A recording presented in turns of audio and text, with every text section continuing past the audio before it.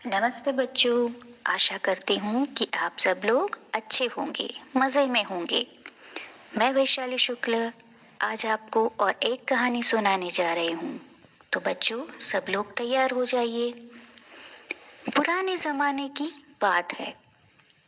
कनकपुर देश के दरबारियों की ख्याति देश विदेश में फैली हुई थी।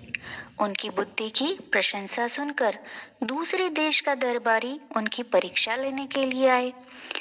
उसके एक हाथ में असली फूलों की माला थी और दूसरे हाथ में नकली फूलों की माला थी।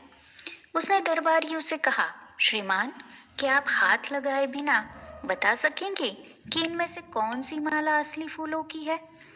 तो सभी दरबारी आश्चर्य में पड़ गए। दोनों मालाएं बिल्कुल एक समान दिख रही थी, एक समान लग रही थी। विदेश के दरबारी के प्रश्न का उत्तर देना मुश्किल था, पर आखिर एक बुद्धिमान दरबारी खड़ा हुआ। उसने कहा, इसमें कौन सी बड़ी बात है?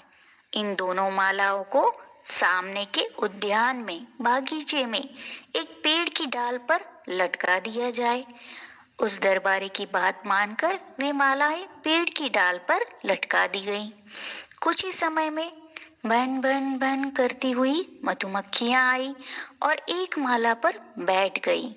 दूसरी माला के पास एक भी मक्खी नहीं गई।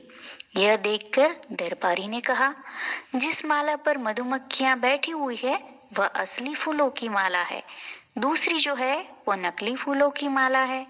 तो उस दरबारी की बुद्धि की सबने प्रशंसा की। दूसरे देश के दरबारी ने भी कनकपुर के दरबारी को लोहा मान लिया। इससे कनकपुर के दरबार की ख्याति और भी बढ़ गई। तो कहानी यहीं पे समाप्त होती है बच्चों। फिर और एक नई कहानी के साथ हम लोग मिलेंगे। तब तक धन्यवाद।